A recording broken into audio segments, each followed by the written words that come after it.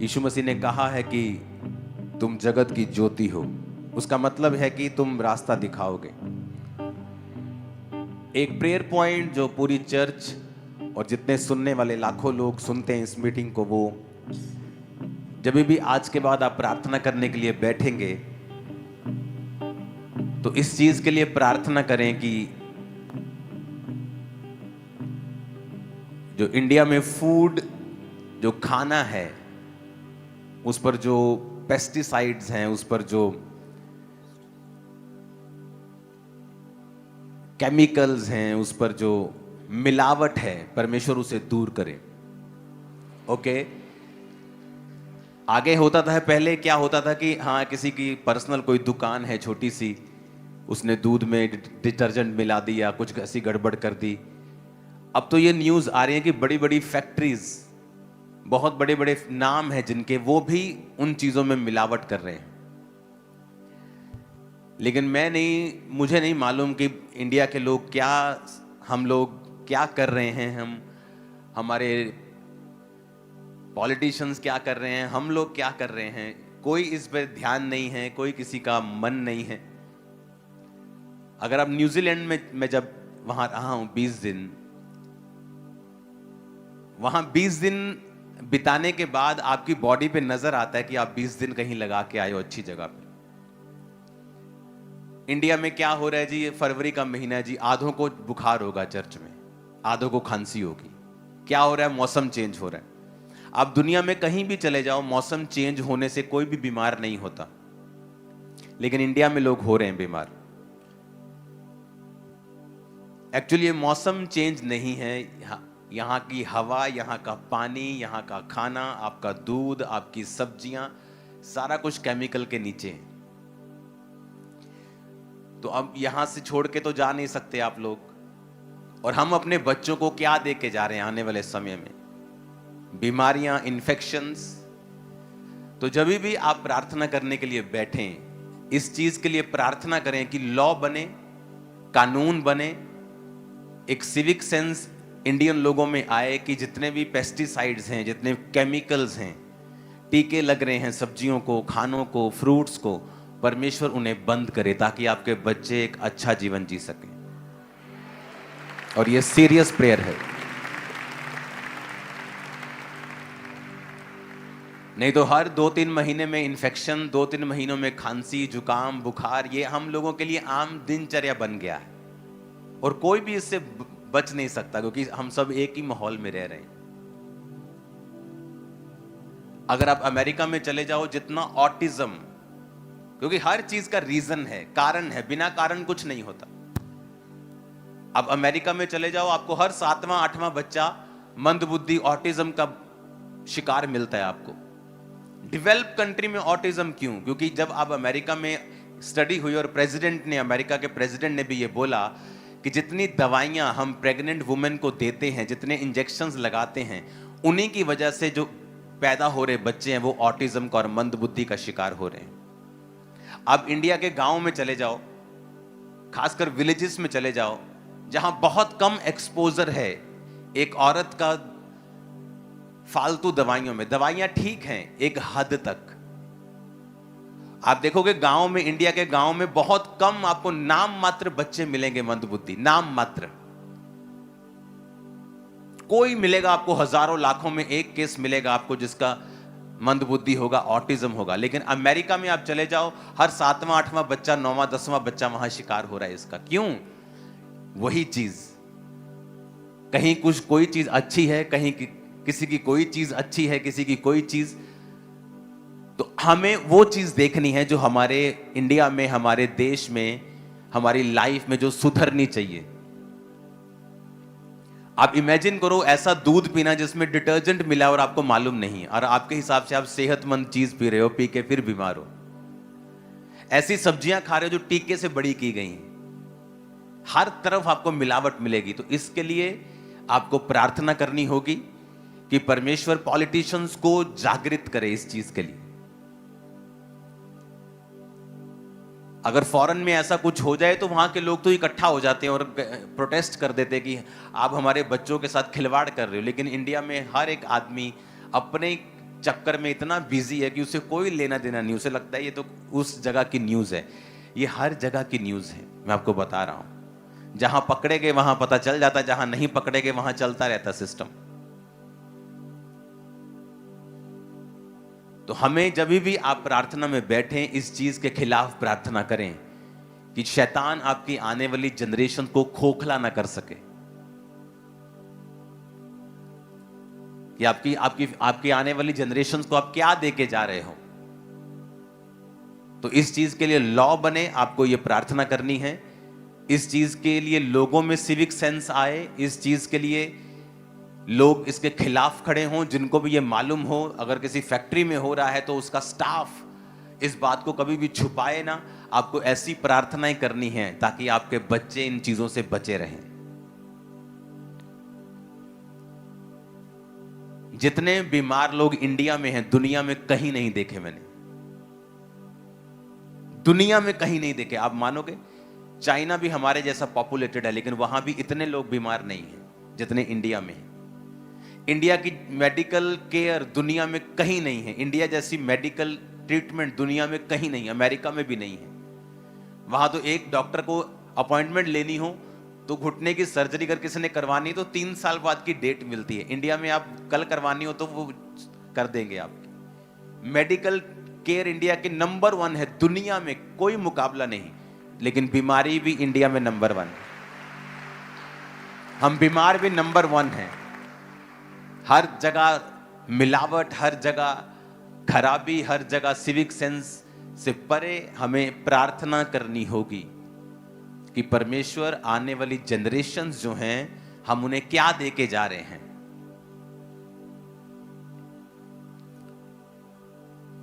India में जितनी फसलों के ऊपर पेस्टिसाइड्स और केमिकल यूज होते हैं, स्टडी बताते हैं अगर आप आधा चम्मच कोई ऐसे पाउडर खा जाओ जो केमिकल है तो आपकी बॉडी में असर तक नहीं होता। आपकी बॉडी इतना हैबिचुअल हो चुकी है उस जहर की। और फॉरेन के लोग जब यहां पे आते हैं, आप उनको पूछ के देखो, पहले हफ्ते उनका पेट खराब होता है फॉरेन के लोगों, इंडिया में आने के बाद। आप चले जाओ फॉरेन, आपको कुछ नहीं होता। लेकिन जैसे ही फॉरेनर्स इंडिया में आते हैं, मैं मुझसे मिलने के लिए हर वीक फॉरेन से लोग आते हैं, हर वीक।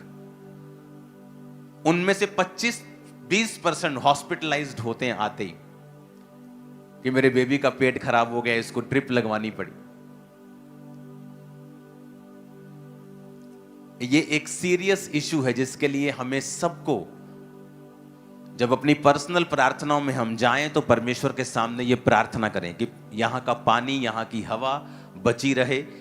ऐसे लॉ बने जो केमिकल, ऐसे केमिकल जो आपकी फसलों के ऊपर जा रहे हैं, फॉरेन में बैन है। कई फसलें यहां की हैं जो फॉरेनर लोग लेते भी नहीं, सरकारें मना कर देती, ये वाली फसल हम नहीं लेंगे। Reason chemicals. आपको प्रार्थना करनी होगी क्योंकि इंडिया में ऐसी चीजें हैं जो बेस्ट हैं, दुनिया में कहीं नहीं है। तो अब वो भी चीजें आ जाएं जो हमें चाहिए और जरूरी हैं। आमीन। और मेरा बिलीव है जितने लोग आज आप इस मैसेज को सुन रहे हो, आप लोग पर्सनल प्रेयर्स में इसे रखोगे। अगर आप किसी पॉलिटिशियन के साथ काम करते हो, आप उन्हें ये कन्विंस करोगे कि वो ये मुद्दे उठाएं बार बार और इसके लिए स्ट्रॉन्ग लॉज बनाएं, स्ट्रॉन्ग उनको बॉडीज बनानी चाहिए ऐसी। अगर आप किसी पॉलिटिशियन के साथ काम करते हैं, आप सरकार में हैं, आप किसी तरह से इस चीज को इन्फ्लुएंस कर सकते हैं, तो प्लीज इसे कीजिए अपने बच्चों के लिए, इंडिया के फ्यूचर के लिए, कि हम उन चीजों को बचा के रखें। अगर आप दुनिया में घूमिए, इधर से अंटार्कटिका के साइड पे पड़ता है न्यूजीलैंड और ऑस्ट्रेलिया, उधर अमेरिका, उधर यूरोप, अफ्रीका, दुनिया में मैंने इंडिया जैसा देश नहीं देखा है। किस मामले में बताता हूं। इंडिया में अगर आपको पहाड़ देखने हैं बर्फ वाले, आपको वो भी मिल जाएंगे। आपको दुबई के जैसा रेत का समंदर देखना है, आपको वो भी मिल जाएगा। आपको वर्षा वन देखने हैं, रेन फॉरेस्ट देखने हैं, आपको पूर्व की साइड पे, चिरापुंजी साइड पे, गुवाहाटी साइड पे वो भी मिल जाएंगे। आपको लो लेवल के पहाड़ देखने हैं, आप साउथ की साइड चले जाओ, आपको ग्रीनरी देखनी है, आप साउथ की साइड चले जाओ। आपको जमीनी इलाके देखने हैं, नदियां देखनी हैं, आप यूपी चले जाओ, आपको हर चीज इंडिया में मिलती है। दुनिया में ऐसा कहीं नहीं है, दुनिया में ऐसा कोई देश नहीं जहां इतनी ज्यादा जबरदस्त रीति के साथ इतनी चीजें हों, लेकिन फिर भी हम दुनिया का ध्यान खींचने में असफल रहे हैं। नहीं तो इंडिया टूरिज्म इतना बड़ा हो इंडिया का कि और चीज करने की जरूरत ना पड़े। आज दुबई जो है वो टूरिज्म से पैसा ज्यादा कमाता है, अपने रियल एस्टेट से ज्यादा कमाता है, तेल से कम कमा रहा है अभी वो। हमें ये प्रेयर करनी है कि ऐसे माहौल बने, ऐसे लॉ बने, ऐसे सिस्टम बने, ऐसी क्लीन चीजें परमेश्वर ऐसी खड़ी करे, पॉलिटिशियंस के दिल में बोझ को डाले इस बात के लिए। इंडिया जैसा कोई देश नहीं होगा, मैं आपको बता रहा हूं। Blessed country.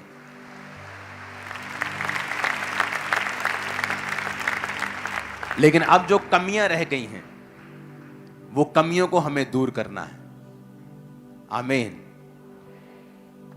आप सड़क से भी निकलें, अपना देश समझ के उसे खराब मत करें, उसे तोड़े ना, उसे खराब मत करें, उसे गंदा ना करें। हमें पब्लिक में अवेयरनेस फैलानी होगी अगर हम देश को बढ़ता हुआ देखना चाहते हैं तो। सरकारें अकेली कुछ नहीं कर सकती। अब सरकारें आपका मुंह थोड़ी पकड़ लेगी कि थूकना नहीं है सड़क के ऊपर। हालेलुया। और मेरा ये एक सुजेशन है सरकार को कि आप लोग एक सिविक सेंस का पढ़ाई बचपन से लोगों को, बच्चों को देना शुरू करें। लड़कियों को सेल्फ डिफेंस और लड़कों को नैतिक शिक्षा देना शुरू करें। शुरू से ही स्किल डेवलपमेंट करना शुरू करें। आज चाइना दुनिया में नंबर 1 है चीजें बनाने में, उन्हें बेचने में, व्यापार में। कोई उसके बराबर भी खड़ा नहीं होता। आप चाइना जाके चले जाओ, देखो सेम हमारे जैसे लोग हैं, वो सेम कल्चर है, कोई ज्यादा खास फर्क नहीं है। वो ज्यादा नॉन वेजिटेरियंस हैं, इंडियंस ज्यादा वेजिटेरियंस हैं, बस इतना ही फर्क नजर आता है। उनमें भी माता पिता की इज्जत करना होता है, उनमें भी वो वाइफ के साथ, एक ही वाइफ के वफादार रहते हैं। हर चीज उनमें काफी सिमिलर है। लेकिन आज वो आगे क्यों हैं? इसी वजह से।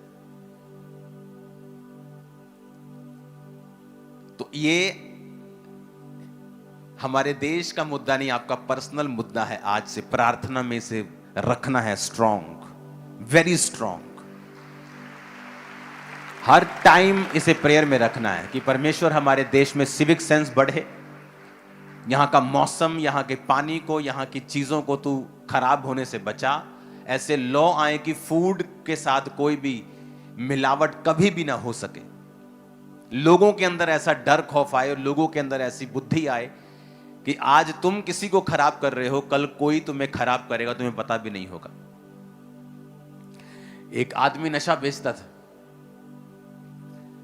उसे लगा कि पहले उसकी केमिस्ट की दुकान थी तो थोड़े बहुत पैसे बचते थे, घर चल रहा था, 20-25 हजार मिल रहा था। फिर किसी ने सलाह दे दी कि ये बेचा कर कैप्सूल। फिर उसने देखा यार इससे तो पैसे ही बड़े बचते हैं। फटाफट नशेड़ी लड़के आ रहे हैं, फटाफट ले जा रहे हैं, फटाफट 30 रुपए की चीज 150-150 में बिक रही है, इसके जैसा धंधा ही नहीं है। अमीर होता गया, बेचता गया, बेचता गया, बेचता गया। और एक दिन उसके अपने एक लौते बेटे को अटैक हुआ और वो पैरालाइज्ड हो गया और आज तक पैरालाइज्ड है। हील नहीं हुआ, मेडिसिन ने काम नहीं किया, कुछ भी ठीक नहीं हुआ। आप दूसरों के घरों को खराब करके ये एक्सपेक्ट नहीं कर सकते कि आपका अपना घर खराब नहीं होगा, क्योंकि वचन कहता है जो तुम बोवोगे वो तुम काटोगे। अब काटोगे तो जरूर ये, क्योंकि ये धरती का लॉ है, ये यूनिवर्स का लॉ है, ये परमेश्वर ने बनाया, इसको तुम रोक नहीं सकते। अच्छी चीजें बोवोगे अच्छी काटोगे, बुरी बोवोगे बुरी काटोगे। तो मेक श्योर आप अच्छी चीजें बो रहे हो अपनी लाइफ में, क्योंकि उसके बाद आपकी प्रार्थना करवाने से, उसके बाद आपके कुछ करने से, रोने से, करलाने से, गाली निकालने से परमेश्वर को तब भी हल नहीं होगा। अपने हाथों को उठाएंगे अपने देश के लिए।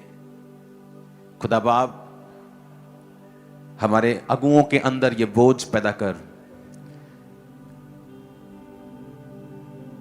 कि वो मिलावट के अगेंस्ट ऐसे लॉ बनाए। हमारे देश के पानी को, हमारे देश की हवा को बचा खुदावन। हमारे देश की नदियों को बचा खुदाबंद, सारी मिलावटों को दूर कर खुदाबंद। ऐसे पेस्टिसाइड्स, ऐसे केमिकल्स जो हमारी फसलों पे यूज होते हैं और हमारी बॉडी के लिए अच्छे नहीं, खुदाबंद आने वाले समय में वो बैन हो जाएं। हमारे किसान, उनके लिए रास्तों को खोल, उनको फाइनेंशियली ब्लेस करके वो अच्छे डिसीजन ले सकें। पूरी दुनिया में इंडिया के किसानों के जैसा कोई मेहनती नहीं है, सबसे कम पैसा इनको मिलता है। आपको प्रार्थना करनी, अपने हाथों को उठा के कि परमेश्वर हमारी सरकारों को किसानों के ऊपर मेहरबान कर, वो उन्हें सपोर्ट करें, बिना पेस्टिसाइड्स के फूड उगाने के लिए उन्हें इनकरेज करें। आने वाले समयों में खुदावंद हम इसमें बेहतरी देखने पाएं, हम इसमें आशीष को देखने पाएं। प्रभु यीशु मसीह के सामर्थी नाम में हम मांगते हैं, आमीन। ऊंचा यह आशीष हमारी है। जब अपने घुटनों पे आकर अपनी बाइबल को उठाओ और खुदा से कहो, आज जो कुछ मैं सुनने वाला हूं वो मेरे लिए है। फिर से कहो अपने हाथों को उठा के,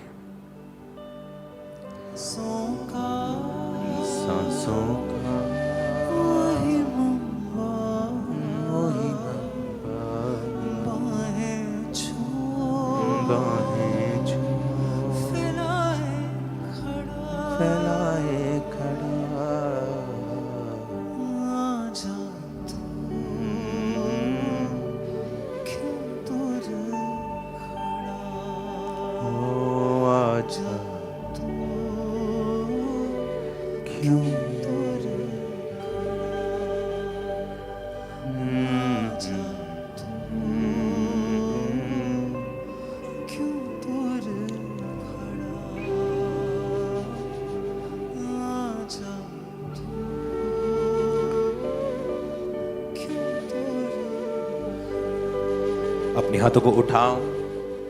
सबको आवाज आ रही है? हाथों को हिलाओ पीछे अगर आवाज आ रही है तो आराम से। आज वचन आपको लिखना है क्योंकि ये ज्यादा है। पहले मैं इसकी आयतें बोलूंगा, आप इसे लिख लो। इब्रानियों 12 उसकी 1 से 4 आयत, भजन संहिता 37 उसकी 7 आयत,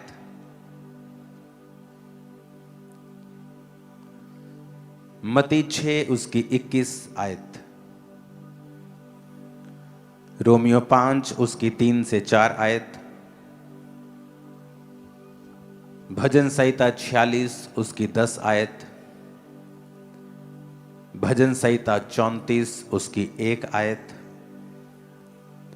मत्ती 6 उसकी 18 आयत, इब्रानियों 10 उसकी 24 आयत,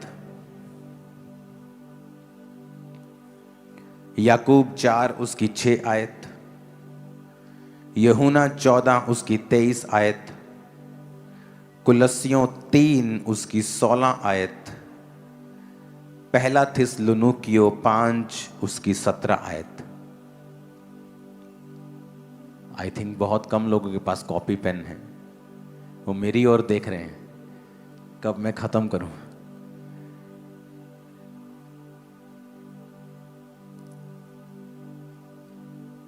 इब्रानियों 12 उसकी 1 से 4, फिर से मैं रिपीट कर रहा हूं। भजन संहिता 37 उसकी 7, मत्ती 6 उसकी 21, रोमियो 5 उसकी 3 से 4,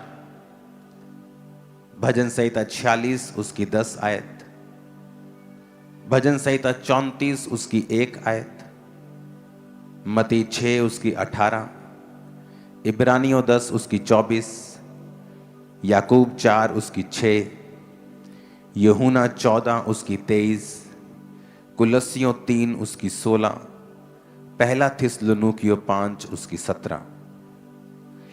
यीशु मसीह ने बाइबल में एक एग्जाम्पल दी है।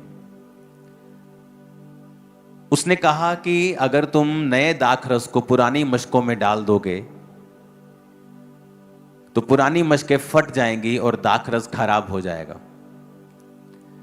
उसके कहने का मतलब ये था कि अगर तुम्हें नई आशीष चाहिए लेकिन तुम्हारा जीवन जो है वो पुराना है, तो जब नई आशीष तुम्हारे जीवन में आएगी वो तुम उसे कंटेन नहीं कर पाओगे, ठहरा नहीं पाओगे और वो नाश हो जाएगी। जब नए दाखरस को पुरानी मशकों में डाला जाता था तो मशकें जो होती थी वो चमड़े की होती थी। तो जब नए दाखरस को डालते थे तो उसमें गैस बनती थी और पुरानी जो मशकें होती थी वो टाइट होने की वजह से जब गैस बनती थी वो फट जाती थी और दाखरस खराब हो जाता था। तो जो दाख का नया रस होता था उसे नई मशकों में डालना पड़ता था, जो लचकीली होती थी कि जब गैस बने, जब वो फैले तो वो फटे ना।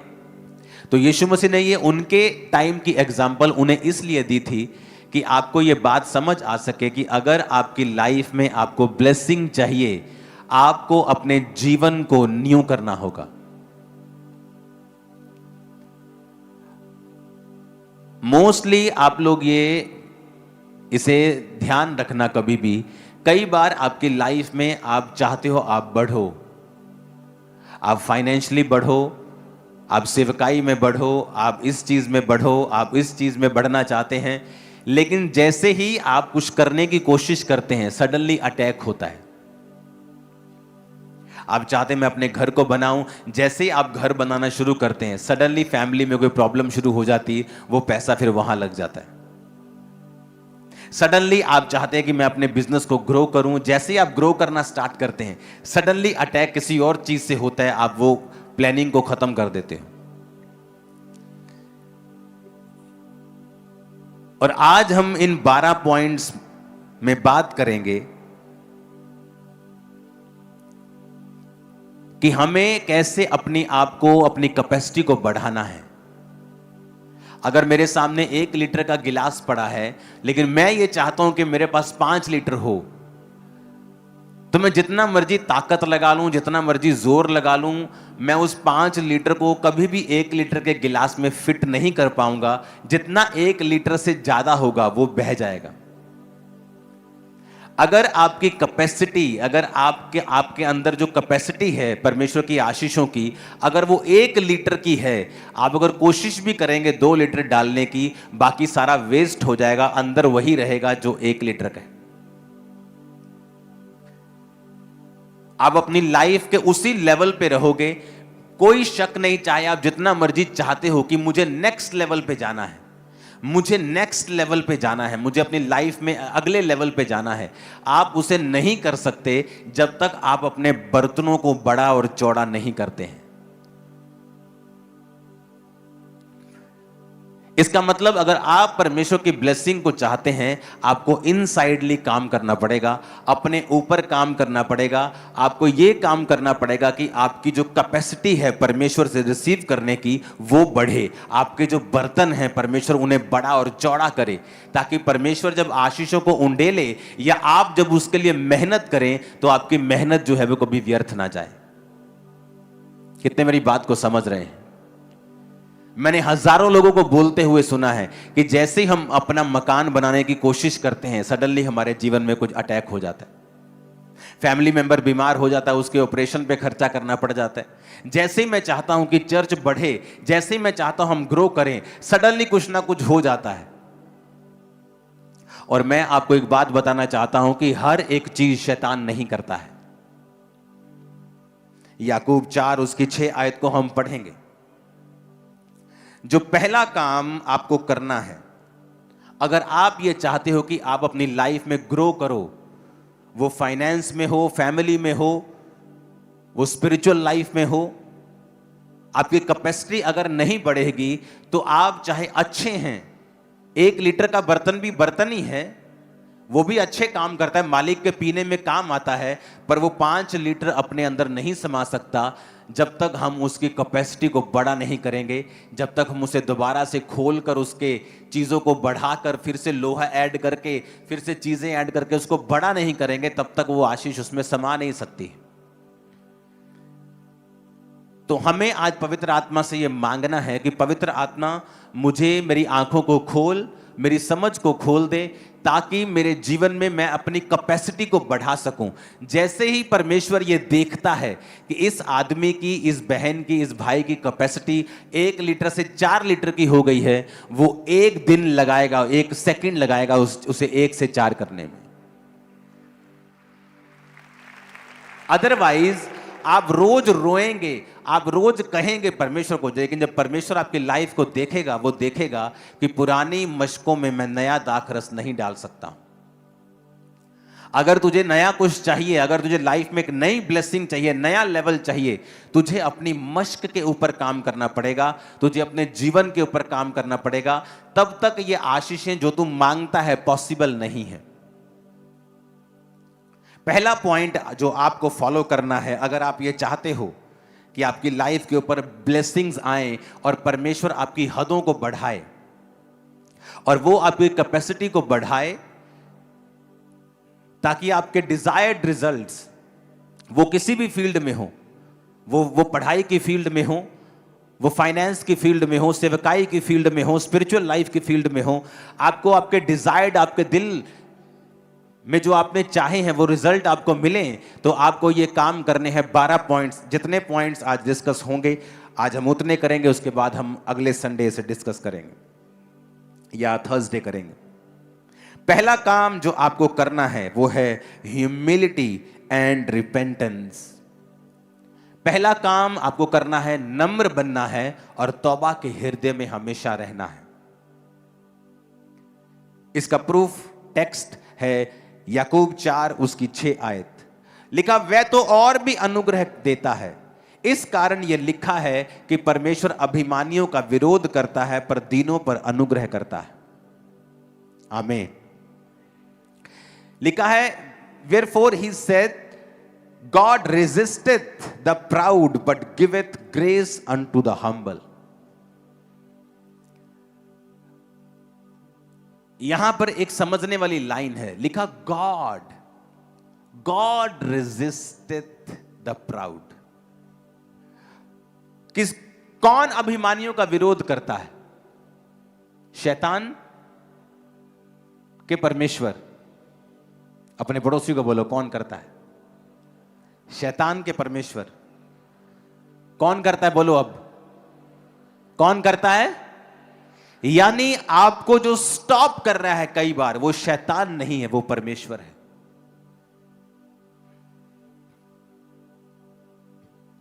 लिखा, वो अभिमानियों का विरोध करता है।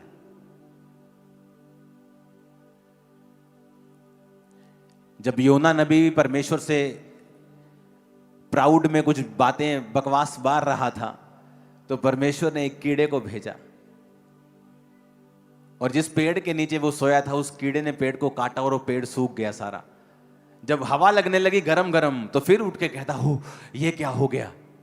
तो परमेश्वर कहता, उस पेड़ के लिए जो तूने मेहनत नहीं की और वो सूख गया और तुझे गर्म हवा लगने लगी और तू फिर से मेरे खिलाफ बोलने लगा, उन लोगों को जो 1.25 लाख के करीब लोग हैं, उन लोगों को मैं कैसे छोड़ दूं और कैसे उन्हें नाश होने दूं? यानी परमेश्वर को यह भी पता है कि कौन सा कीड़ा भेजना है पेड़ को सुखाने के लिए, और कीड़े ने भी परमेश्वर की कमांड ली। वो उन चीजों का इस्तेमाल करता है फिर आपका विरोध करने के लिए। सडनली वो फाइनेंस का फ्लो आपका रोक देगा, सडनली कुछ चीजें आपकी लाइफ के साथ होंगी, आप बोलेंगे ओ ये क्या हो रहा है? क्योंकि परमेश्वर आपको देख रहा है कि आप हम्बल इनफ नहीं हैं, आप इतने नम्र नहीं हैं कि जिस चीज के लिए आप मेहनत कर रहे हैं वो आपको उस कुर्सी पे बिठा दे। क्योंकि परमेश्वर नहीं चाहता कि मश्क फट जाए, कि आप एक ऐसी चीज कैरी करने लगें जो आपके लिए बिल्कुल भी सेफ नहीं है। आपका बच्चा रोए करलाए, लेकिन आप उसे टाइम से पहले गाड़ी चलाने के लिए नहीं देते, चाहे वो रो रो के पीट के नीला हो जाए, लाल हो जाए। एक समय आता है फिर उसको रोने की जरूरत नहीं, वो जस्ट चाबी पकड़ता है, उसने गाड़ी सीखी है, वो बिना रोए करलाए, बिना स्ट्रगल के उस गाड़ी को चलाता है और बाप भी उसे रोकता नहीं। परमेश्वर ने कहा कि वो रेजिस्ट करता है प्राउड को।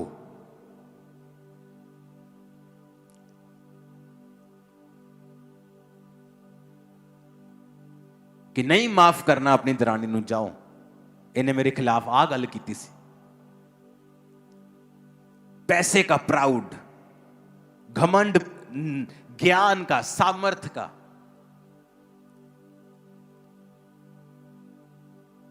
पोजीशंस का। जब आप ऐसी चीजें करेंगे तो लिखा परमेश्वर आपका सामना करेगा। शैतान आपका सामना नहीं करेगा, परमेश्वर आपका सामना करेगा। पहला काम जो आपकी कैपेसिटी को बढ़ाता है और आपको दुनिया से अलग करता है, जो चीजें दुनिया बुजुर्गी में नहीं पा सकती, आप जवानी में उसे लेके बैठ जाएंगे परमेश्वर से। क्योंकि परमेश्वर उम्र नहीं देखता, वो आपके अंदर की, इनर मैन की उम्र देखता है। हो सकता है हमारे बीच में कोई 18 साल का लड़का बैठा हो और वो यहां बैठे 65 साल के व्यक्ति से ज्यादा आत्मा में बुजुर्ग हो, और यहां बैठा 80 साल का व्यक्ति आत्मा में बच्चा हो, यह भी हो सकता है। तो उम्र डिसाइड नहीं करती है कि आप आत्मा में कितने अच्छे हैं। आप वो सारी चीजें ले सकते हैं जो लोग बुजुर्गी में जाके भी उनको मिलती नहीं, आप उन्हें जवानी में हासिल कर सकते हैं। लेकिन आपको अपनी कैपेसिटी को बढ़ाना होगा, और आपको वो कैपेसिटी बढ़ाने के लिए आपको बाइबल के प्रिंसिपल्स, बाइबल के वचन जो परमेश्वर ने हमें हमारी ग्रोथ के लिए दिए हैं, हमें उन पर ध्यान लगाना होगा। अपने पड़ोसी को बोलो कि परमेश्वर अभिमानियों का सामना करता है। फिर से बोलो अपने पड़ोसी को, लेकिन दीनों के ऊपर अनुग्रह करता है। फिर से बोलो, दीनों के ऊपर अनुग्रह करता है। आमीन। अभिमानियों का क्या करता है? वो सामना करता है। और दीनों के ऊपर क्या करता है? अनुग्रह करता है, माफ कर देना। मोस्टली हमारी बहनें जो हैं वो अपने, क्योंकि उन्होंने ज्यादा रिश्तेदारों के नजदीक रहना होता है, परिवार ज्यादा, आदमी तो काम पे चले जाते हैं, इन चीजों से हमारी बहनें जो हैं वो ज्यादा ग्रसित रहती हैं। किसी ने कुछ बोल दिया, किसी ने कुछ गलत कहा, किसी ने कुछ ऐसा गलत काम किया आपके खिलाफ, आप उनको माफ नहीं कर पाते हैं। या किसी भी चीज के लिए अपने अंदर एरोगेंस रखनी, अपने अंदर घमंड रखना। लिखा फिर अगर हमारे अंदर घमंड होगा तो हमारा सामना शैतान नहीं, हमारा सामना परमेश्वर करेगा, और वो मेक श्योर करेगा कि हम अगले लेवल पर कभी ना जाएं जब तक हमारी कैपेसिटी को हम इंक्रीज नहीं करते हैं। आप बर्तन अपना 4 लीटर का कर लो, मैं आपको बताता हूं, पर आपको रोने की जरूरत नहीं पड़ेगी प्रभु के सामने, वो उसमें 4 लीटर भर देगा। आपका बर्तन 1 लीटर का है, आप 10 रोजे रख के रोज रोवो, परमेश्वर आपको गाइड करेगा कैसे उसको 4 लीटर का करना है, तभी मैं उसको भर पाऊंगा। लेकिन 1 लीटर में 4 लीटर वो नहीं भरेगा। वो अपनी आशीष को वेस्ट नहीं करना चाहता। उसने कहा मैं नया दाखरस पुरानी मशकों में नहीं दूंगा, क्योंकि पुरानी मशकों में डालते ही जब वो किण्वित होंगी, जब वो गैस छोड़ेगी, पुरानी मशकें टाइट होंगी और वो फट जाएंगी, और दाखरस भी खराब हो जाएगा और पुरानी मशकें भी खराब हो जाएंगी। अपने पड़ोसी को बोलो, दीन बन। अपने माता पिता के सामने, अपने अगुओं के सामने, वॉलंटियर्स के सामने, एक दूसरे के सामने दीन बन। ना तो अपने पैसों का, ना पोजीशंस का, ना सुंदरता का, ना पढ़ाई का, ना काबिलियत का, ना सामर्थ का घमंड कर, क्योंकि वो घमंडियों का सामना करता है। आमीन।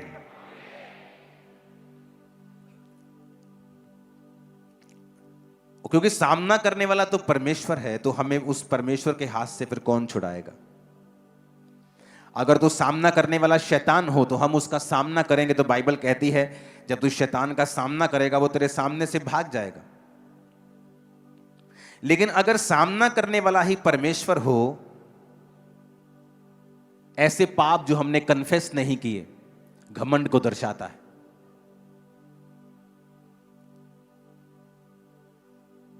अपने नीचे काम करने वालों को आप तंग करो, यह घमंड को दर्शाता है।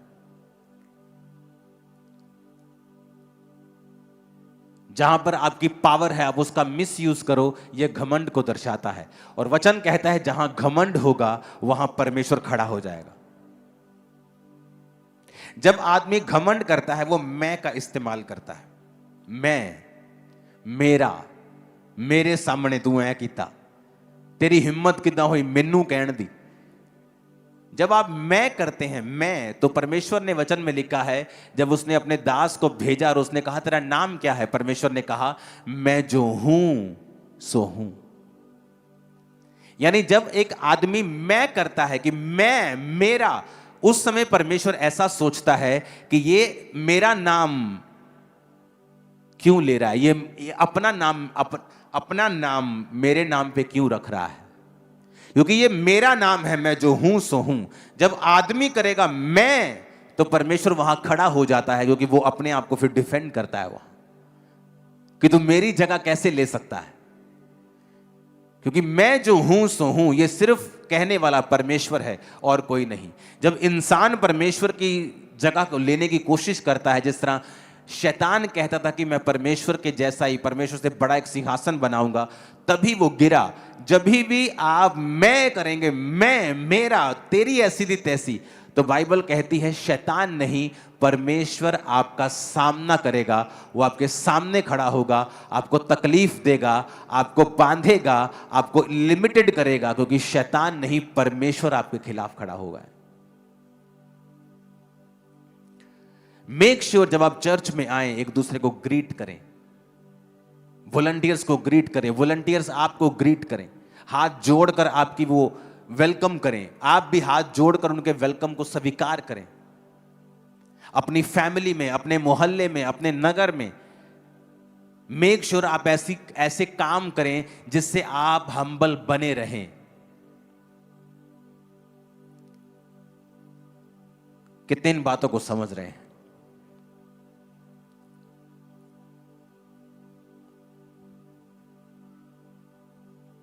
इस चर्च को उठाने से पहले ये मेरी एक आदत होती थी कि मैंने पास्टर्स के पैरों को धोया है दूध से। एक दो नहीं, लाइन्स, बिग लाइन। कई बार हम किसी के पैरों को जब धोते हैं, हम कहते हैं कि हमने पैर को धोया। मैंने हर पास्टर के पैर को धोया। हर आदमी आपको ये गवाही देगा जिसने मुझे 15 साल जो पहले मिला होगा। ऐसे कामों को जानबूझ के करें जिससे आप हम्बल बने रहें। कई बार आपकी पोजीशन इतनी हाई होती है, आप इतने अनॉइंटिंग में होते हैं, आप इतने पावरफुल होते हैं, दोनों तरफ से, स्पिरिचुअली, फिजिकली, सांसारिक दृष्टि से भी आपका घमंड में आना स्वाभाविक होता है। लेकिन अगर आप स्पिरिचुअल हैं, आपको मालूम है, आप वही काम करते हैं जिससे आप हम्बल बने रहें।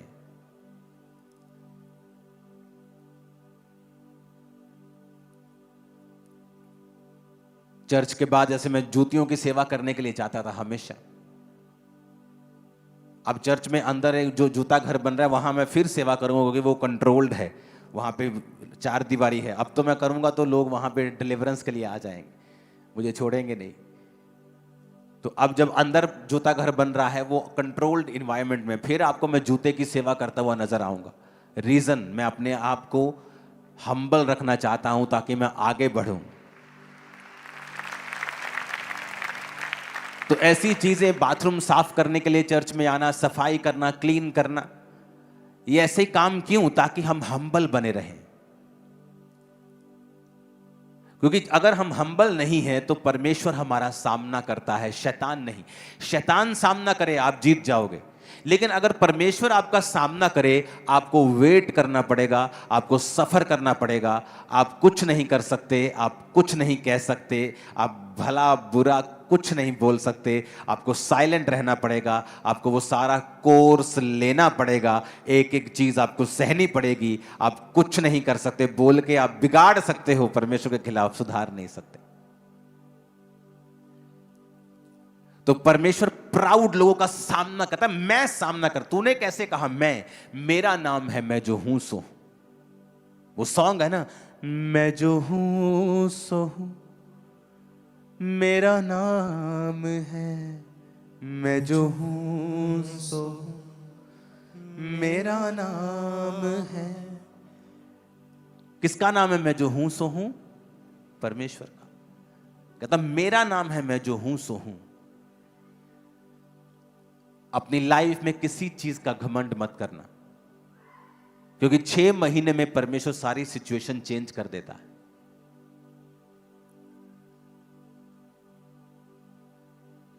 हालेलुया। अपने हृदय को रिपेंटेंस मोड के ऊपर रखना, तौबा का हृदय रखना हर टाइम। यह भी दिखाता है कि आप हम्बल हैं। तो पहला पॉइंट आपने नोट किया। अब दूसरा पॉइंट, फेलोशिप करना और दूसरों की सेवा करना, खासकर उनकी जो मसीह के देह के अंग हैं। इब्रानियों 10 उसकी 24-25। प्रेम भले कामों में उकसाने के लिए हम एक दूसरे की चिंता किया करें। आगे पढ़ेंगे इसकी आयत को, अगर है आपके पास तो इसकी 25 आयत को भी निकालेंगे। भजन इब्रानियों 10 उसकी 24 आयत को हम फिर से पढ़ेंगे। और प्रेम और भले कामों में उकसाने के लिए हम एक दूसरे की चिंता किया करें।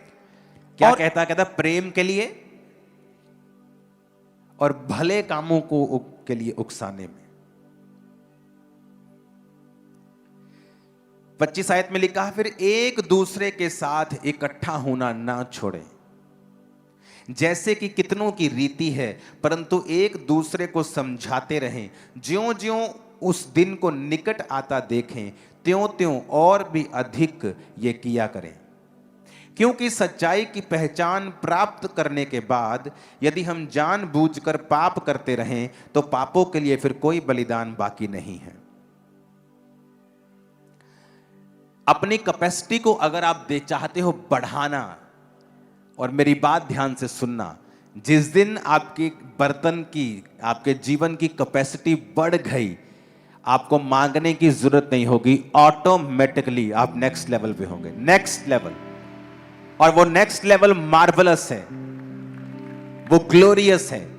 वो आपकी लाइफ में नई ब्लेसिंग को लेके आएगा, आपकी लाइफ में नई सेटिस्फैक्शन को लेके आएगा, वो नई टेस्टिमनी को लेके आएगा। तो उसको लाने के लिए जो पहला पॉइंट आपने पढ़ा, उसके बाद दूसरा पॉइंट अब मैं पढ़ रहा हूं कि फेलोशिप करना यानी संगति करना। आप इंटरनेट के ऊपर संगति नहीं कर सकते। इंटरनेट पे संगति उन लोगों के लिए है जो नए हैं, जो एकदम से चर्च में नहीं आ सकते, अन्य जाति परिवारों से हैं। लेकिन आपके लिए परमेश्वर ने हुक्म दिया है, जो लोग मसीह में हैं, ये अगर तुम अपनी कैपेसिटी को बढ़ाना चाहते हो, then fellowship with each other and serve each other, कि एक दूसरे के साथ संगति करना। जैसे कि लिखा, कितनों की रीति है। क्या रीति है? कि जब लोग शनिवार के दिन इकट्ठा होते थे, शब्द के दिन, लेकिन यीशु मसीह के जी उठने के बाद संडे के दिन, फिर वो संडे के संडे इकट्ठा होते थे। तो पौलुस कहता था कि इकट्ठे होना जैसा कि हमारी रीति है, तुम किसी भी रीति से उसको ना छोड़ो। क्योंकि जब भी शैतान आपको पहली ग्रेस से गिराना चाहता है, वो ये चाहता है कि तुम्हारी कैपेसिटी कभी ना बढ़े, तुम एक जगह पे स्टक हो जाओ। तुम्हारा पानी 1 लीटर हो, फिर 1 लीटर को कैसे मैं कम करूं, वो इस चीज पे प्लान करता है। तो सबसे पहले वो तुम्हारी संगति को अटैक करता है। वो किसी भी तरह से करे, वो तुम्हें काम देना पड़े, तुम्हें ठोकर देनी पड़े, तुम्हें दुख देना पड़े, तुम्हें सुख देना पड़े, वो कुछ भी करके तुम्हारी संगति को इफेक्ट करता है। क्योंकि एक बार जब संगति इफेक्ट हो गई, तुमने परमेश्वर के उस वचन को ब्रेक किया, तो अब तुम उस कैपेसिटी में नहीं बढ़ सकते जो प्रभु चाहता है तुम बढ़ो। तो उसने कहा कि तुम प्रेम में और भले कामों में उकसाने के लिए एक दूसरे की चिंता किया करो। हम में से कितने लोग हैं जिसने कुछ भला करने के लिए एक दूसरे को उकसाया हो? हाँ, हमने पाप करने के लिए उकसाया जरूर होगा कि चलिए यार, कुछ नहीं होता यार। तो वचन जब टूटेगा तो कर्स लाइफ पे होगा और उसे कोई रोक नहीं सकता है। मेरे टाइम में यूथ मेरे साथ होता था, यही वचन सुनता था, इधर से सुनता था, इधर से निकालता था, और चर्च खत्म होने के बाद वही करता था जो उसके शरीर को अच्छा लगता था।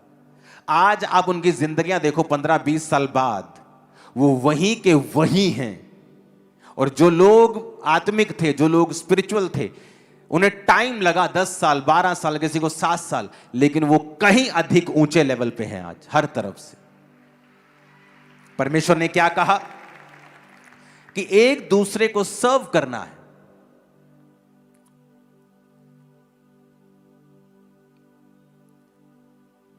हालेलुया। आप जानते हैं, आप में से बहुत से लोगों के, यूथ के लोगों के मन में यह इच्छा है, अगर पास्टर जी कहेंगे, अगर पापा कहेंगे मैं चर्च में सेवा करूं तो मैं करूंगा। ये एक रॉन्ग एग्जाम्पल है। वचन कहता है सर्व ईच अदर, सर्व गॉड। आपको मेरी कॉलिंग की जरूरत नहीं है कि मैं आपको बोलूं कि भाई आप चर्च में सेवा किया करो। आप अकाउंटेंट हैं, आप चर्च में कुछ काम करो। आप वीडियोग्राफी करते हैं, आप चर्च के लिए काम करो। आप कैमरा चलाते हैं, आप चर्च के लिए चलाओ। मुझे कहने की जरूरत नहीं होनी चाहिए। अगर आपको आपकी कैपेसिटी बढ़ानी है, मेक श्योर आप चर्च के कामों में जुड़े हुए हों सारे। आपकी जो भी पोजीशन है, आप फाइनेंशियली ब्लेस्ड हैं, मेक श्योर आप अपने टाइथ, अपने हदियों, अपनी ऑफरिंग से चर्च के कामों में सहयोग करें। आप गिफ्टेड हैं, मेक श्योर आपका वो वरदान परमेश्वर के और परमेश्वर के लोगों के काम आए। अपने पड़ोसी को बोलो, तेरे हर वरदान परमेश्वर के लिए काम आए। आमीन। अगर हम सर्व करेंगे परमेश्वर को, सर्व करेंगे लोगों को, एक दूसरे को फेलोशिप करेंगे, तो वचन कहता है कि हमारी कैपेसिटी को परमेश्वर बढ़ाएगा। और यह प्रैक्टिकल होता है। मैं कई बार जब लोगों से मिलता हूं, सडनली मेरी जिंदगी में काम होता है, सडनली मेरी लाइफ में काम होता है। मुझे मालूम होता है, ओके मुझे अब ये करना है, मुझे इस तरफ से परमेश्वर ने मुझे अब ये एक तरह का साइन दिया है कि मुझे ये हिस्से को और मजबूत करना है। जब आप फेलोशिप करते हैं, परमेश्वर की ग्रेस आपके ऊपर आती है और वो आपकी कैपेसिटी को बढ़ाता है। ऊंची आवाज में कहो आमीन।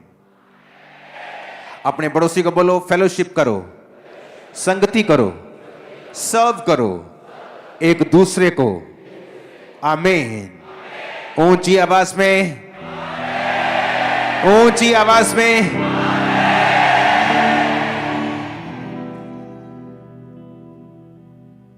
तीसरा पॉइंट है भलापन और उदारपन।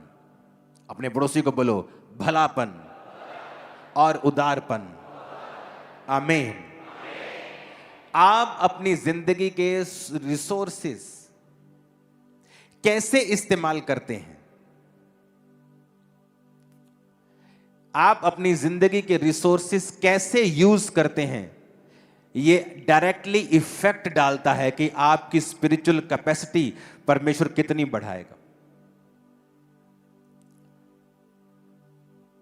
आपके फिजिकल रिसोर्स, वो पैसा हो सकता है, वरदान हो सकता है, पॉलिटिकल कोई पोजीशन हो सकती है। आप उन्हें परमेश्वर की महिमा के लिए कैसे इस्तेमाल करते हो, यह डायरेक्ट इफेक्ट डालता है कि परमेश्वर आपकी कैपेसिटी को कैसे बढ़ाएगा।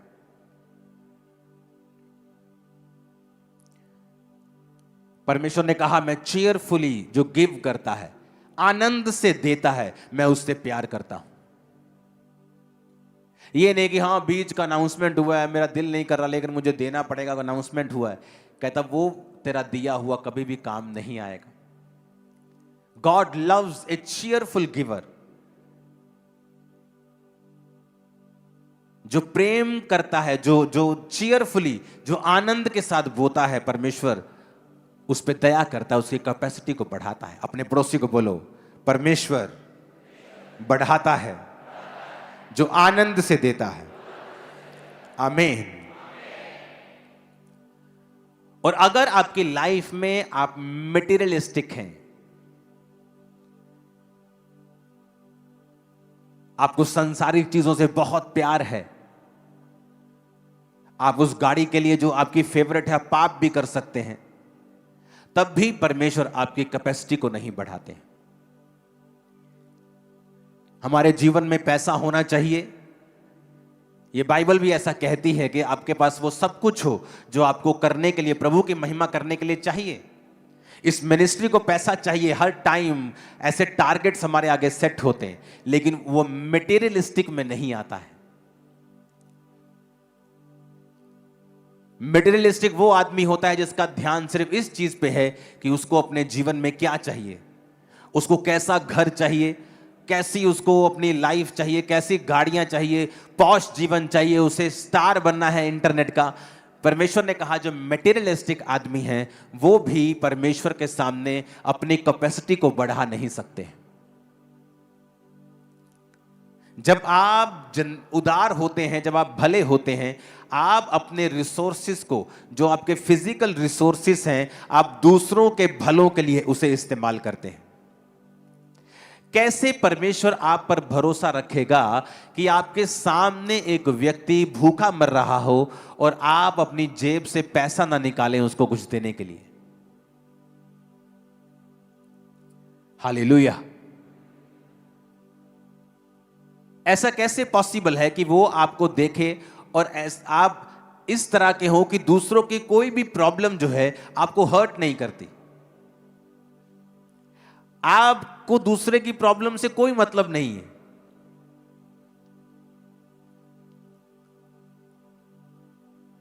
कई बार मेरी वीडियो फीड पे ऐसे रैंडमली वीडियो जब आती हैं, कोई बीमार बोल रहा होता है कि मुझे हेल्प चाहिए, मैं नहीं देखता हूं उसका धर्म, सेम टाइम मैं उसका लिंक अपनी टीम से शेयर कर देता हूं कि जाओ इसकी हेल्प करके आओ, किसी को बताना मत। सेम टाइम, रात के 3 बजे हो, 2 बजे हो, सुबह के 10 बजे हो।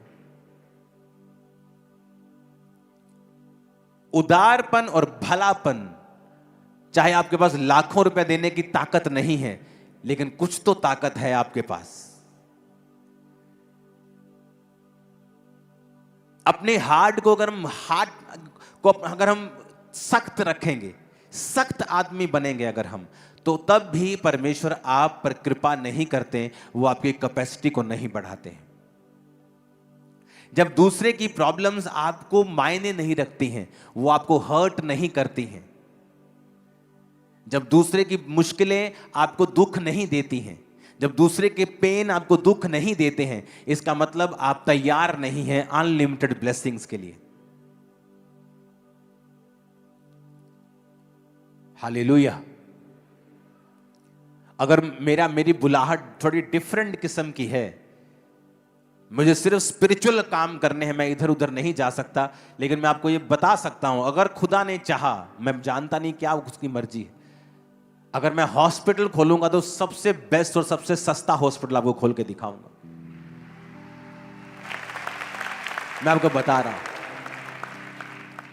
ये मेरे हार्ट में है, लेकिन मैं चाहता नहीं हूं कि मेरी कोई भी चीज मेरी स्पिरिचुअल लाइफ को, क्योंकि एंड में आप जो भी करते हैं, खोलते हैं, आपको मॉनिटर उसे करना पड़ता है, आपको उसे देखना पड़ता है, समय देना पड़ता है, और मेरा समय वही है जो मैं परमेश्वर को दे रहा हूं, ताकि स्पिरिचुअल लाइफ और आपकी स्पिरिचुअल लाइफ ग्रो करे और परमेश्वर का आत्मा मुझे डायरेक्ट मैसेज दे। ये भी मैसेज जो आप सुन रहे हो, डायरेक्ट परमेश्वर ने मुझे दिया, टॉपिक पॉइंट्स मैंने खुद तैयार किए। मैं आपको बता रहा हूं, परमेश्वर ने मुझे बताया कि इस विषय के ऊपर बात करनी है ताकि लोगों की कैपेसिटी बढ़े। हालेलुया। किसी को माफ ना कर पाना आपकी कैपेसिटी को कम रखता है। अब आप देख लो, आपने माफ करके आप अपने आप को आजाद कर रहे हो, अपने आप को चौड़ा कर रहे हो, अपने आप को बड़ा कर रहे हो। आप दूसरे को माफ नहीं कर रहे हो, आप अपने लिए रास्तों को साफ कर रहे हो।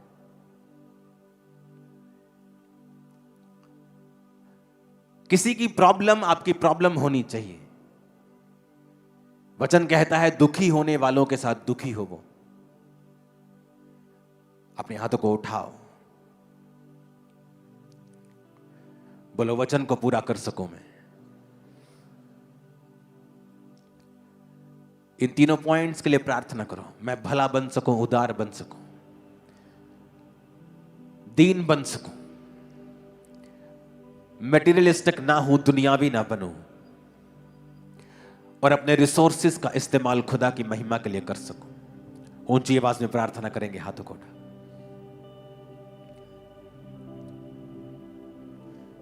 पाक खुदा मैनू पाक बना,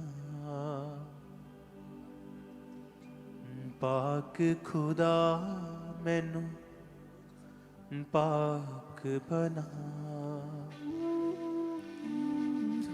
दर तेरे ते मेरी दुआ, दर तेरे ते मेरी दुआ। पाक खुदा मैनू पाक बना, पाक खुदा मैनू पाक बना, दर तेरे ते मेरी दुआ,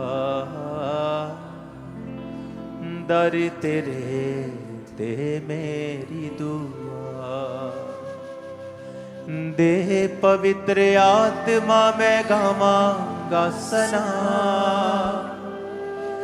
दे पवित्र आत्मा मैं गावांगा सना, राह में पवित्र विच जहां, राह में पवित्र विच जहां, विच जहां, नूर तेरे नाल चमका सदा, दर तेरे ते मेरी दुआ, दर तेरे ते मेरी दुआ। छेती तू आजा रूए पुकारे, अपने हाथों को उठाओ। Thank you Jesus. बेड़ी ईमान वाली ला किनारे, बेड़ी ईमान वाली ला किनारे, तू ला किनारे। Thank you Jesus. अपने हाथों को उठाओ। चेहरे तेरे नू मैं वेखां सदा, चेहरे तेरे नू मैं वेखां सदा, दर तेरे ते मेरी दुआ, दर तेरे ते मेरी दुआ। पाक खुदा मैनू पाक बना, पाक खुदा मैनू पाक बना, दर तेरे ते मेरी दुआ, दर तेरे ते मेरी दुआ। अपने हाथों को उठाओ। आज जो कुछ मैं सुन रहा हूं,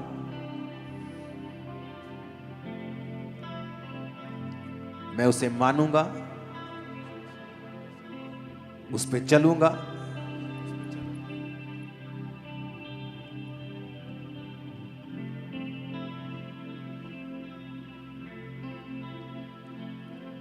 प्रभु यीशु मसीह के नाम में हम मांगते हैं।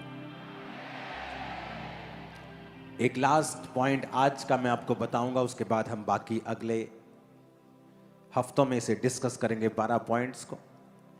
चौथा पॉइंट जो आपके लिए है वो है फास्टिंग और सेल्फ डिनायल, रोजे रखना और अपने आप का इनकार करना।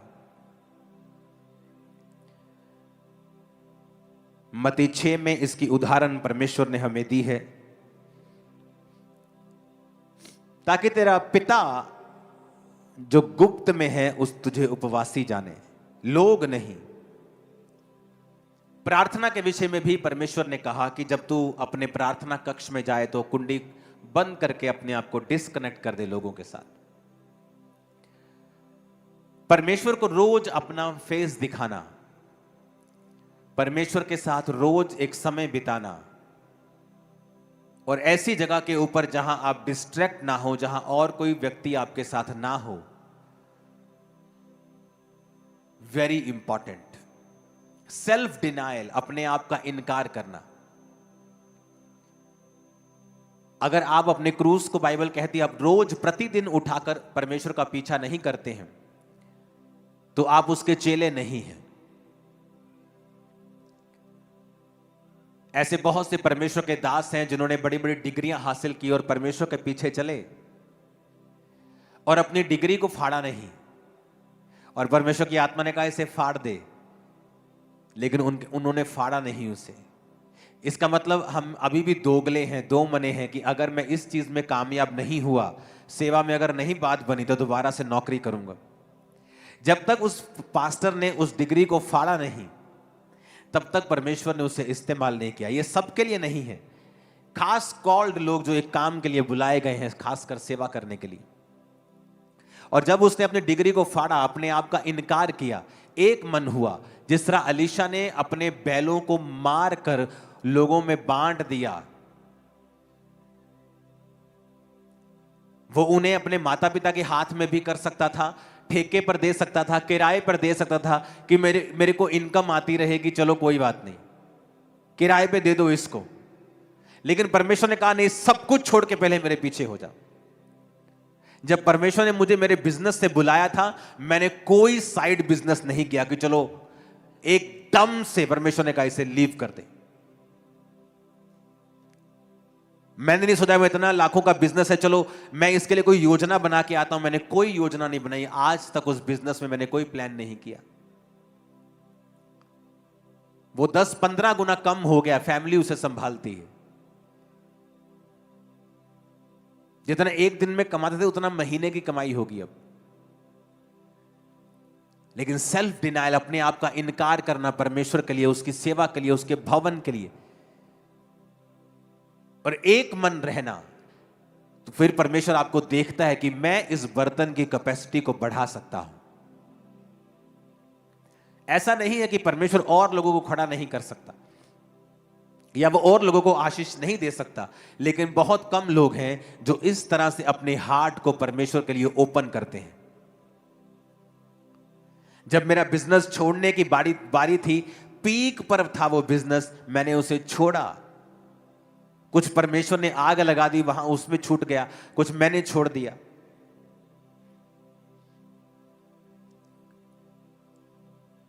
सेल्फ डिनायल कि जो परमेश्वर ने आपको करने के लिए कहा है, कई बार वो बोलता है आपको इस दोस्त को छोड़ दे, अपनी इस वाली संगति को छोड़ दे, इन लोगों की संगति मत कर। लेकिन हमें लगता है कि नहीं, वो क्या कहेंगे, मुझे क्या सोचेंगे, मेरे बारे में क्या सोचेंगे। इसका मतलब आप अभी तक सेल्फ डिनायल में नहीं हैं, अभी तक आपने अपना क्रूस नहीं उठाया है, अभी तक आप अपने आप के लिए मरे नहीं हैं। जब तक आप अपने आप के लिए नहीं मरे हैं, आप यीशु के चेले नहीं हो सकते हैं।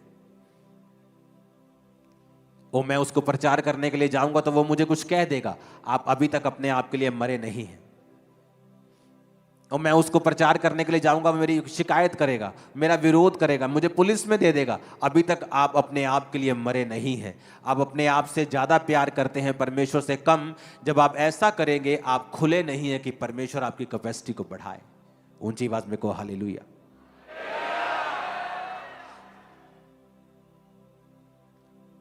सेल्फ डिनायल फास्टिंग से आता है।